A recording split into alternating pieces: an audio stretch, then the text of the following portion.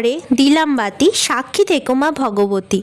রাধে রাধে বন্ধুরা, চলছে চৈত্র মাস, তাই চৈত্র মাস শেষ হওয়ার আগে অর্থাৎ চৈত্র সংক্রান্তির ঠিক আগে মায়েরা যে ব্রত পালন করে সেটি হচ্ছে নীলষষ্ঠীর ব্রত। আমার সন্তান যেন থাকে দুধে ভাতে, বাংলার মায়েদের এই চিরন্তন প্রার্থনা ধরা পড়ে নীলষষ্ঠীর ব্রততে। চৈত্র সংক্রান্তির আগের দিন মায়েরা সারাদিন উপোস করে সন্তানের মঙ্গল কামনায় এই ব্রত করে থাকেন। আজকের পর্বের বিষয় হলো 2026 সালের নীলষষ্ঠী ব্রতের পূর্ণাঙ্গ সময়সূচি, নীলের বাতি দানের শুভ সময়, এই পুজোতে করতে কি কি উপকরণ লাগবে, এর পাশাপাশি জানবো এই ব্রত করলে কি কি নিয়মবিধি মানতে হবে, নীলের পুজো কেন করা হয়, নীলষষ্ঠী পরের দিন চৈত্র সংক্রান্তি, এই চৈত্র সংক্রান্তিতে চড়ক পূজা করা হয়। পুরাণে বলা হয়েছে যে এই দিন ভগবান শিবের সাথে নীলচণ্ডিকা বা নীলাবতীর বিয়ে হয়েছিল। মহাদেব নিজে হলেন নীলকণ্ঠ আর তার সঙ্গে দেবী নীলাবতীর বিয়ে হয়েছিল বলে এই দিনটাকে নীলষষ্ঠী ব্রত বলা হয়ে থাকে। দক্ষযজ্ঞে স্বামীর অপমান সহ্য করতে না পেরে দেহত্যাগ করেছিলেন মাতা সতী। তারপর নীলধ্বজ রাজার ঘরে নতুন করে জন্মগ্রহণ করেন তিনি। নীলাবতী নামে এই কন্যার সাথে শিবের বিয়ে দেন রাজা নীলাধ্বজ। নীলষষ্ঠী ও গাজন হলো শিব ও মাতা দুর্গার বিয়ের উৎসব বলে পালন করা হয়। প্রাচীনকাল থেকে বাবা মহাদেব এবং নীলাবতীর বিয়ের দিন হিসেবে পালন করা হয় এই দিনটাকে। তবে সন্তানের মঙ্গল কামনায় নীলষষ্ঠী ব্রত পালন শুরু হয় অনেক পরে থেকে। এক ব্রাহ্মণী বারবার সন্তান জন্মেও মারা যাচ্ছিল। মনের দুঃখে তারা সংসার ধর্ম ত্যাগ করে তীর্থে তীর্থে ভ্রমণ করছিলেন। বারাণসীতে আসার পর সেখানে এক বৃদ্ধা এসে ব্রাহ্মণী চৈত্র সংক্রান্তির আগের দিন নীল পুজো করার পরামর্শ দেন। সন্তান লাভ করতে সারাদিন নির্জলা উপবাস থেকে সন্ধে শিবের ঘরে বাতি জ্বালিয়ে খাওয়ার উপদেশ দেন তিনি। এইভাবেই শুরু হয় নীলষষ্ঠীতে মায়েদের মঙ্গল কামনায় ব্রত রাখার প্রথা। ষষ্ঠী তিথি না হলেও নীলের এই পূজাকে নীলষষ্ঠী বলা হয়ে থাকে।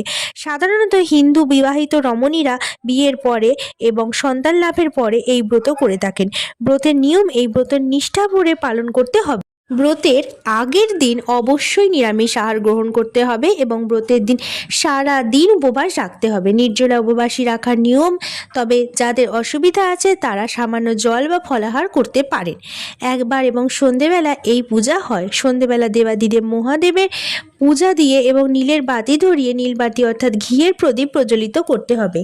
যার যে কয়টি সন্তান তারা সে কয়টি প্রদীপ প্রজ্বলিত করবেন এবং তারপরেই এই ব্রত সম্পন্ন হয়। এই ব্রত সম্পন্ন হয়ে যাওয়ার পর অনেকে সাবু মাখা খেয়ে থাকেন ও অনেকে লুচি পরোটা খেয়ে থাকেন, কিন্তু সেটা ব্রত সম্পন্ন হয়ে যাবার পরেই নীলষষ্ঠী পূজার পরেই খাবেন।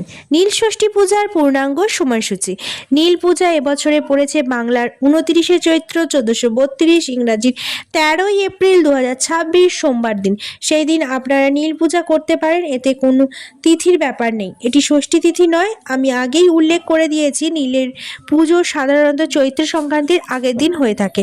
বাতি দান করার শুভ মুহূর্ত হচ্ছে 13ই এপ্রিল বিকেল 5টা বেজে 2 মিনিট থেকে সন্ধে 7টা বেজে 15 মিনিট পর্যন্ত।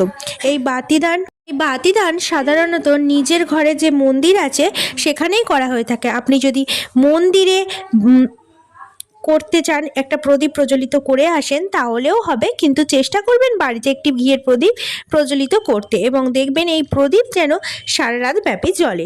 নীল পূজা করতে কি কি লাগবে? নীল পূজা করতে যেটা প্রথমেই লাগবে সেটা হচ্ছে পঞ্চামৃত, অর্থাৎ দুধ, দই, ঘি, মধু এবং শর্করা দিয়ে এই 5টি জিনিস একত্রে মিশিয়ে তৈরি করা হয় পঞ্চামৃত। এই পঞ্চামৃত দিয়ে শিবলিঙ্গ অভিষেক করা অত্যন্তই ভালো। তারপর গঙ্গা জল নেবেন, শিবলিঙ্গকে প্রথমে গঙ্গা জল দিয়ে অভিষেক করবেন, তারপর ঘি, মধু দেবেন এবং তারপর পঞ্চামৃত বা দুধ দিয়েও অভিষেক করতে পারেন। এছাড়াও ভগবান শিবের প্রথম যে ফলটি অবশ্যই লাগবে, বিশেষ করে নীলের পূজায় যে ফলটা হচ্ছে সেটা হচ্ছে বোঁটা শুদ্ধ কাঁচা আম। এই ফলটি অবশ্যই শিবলিঙ্গে অর্পণ করতে হয়।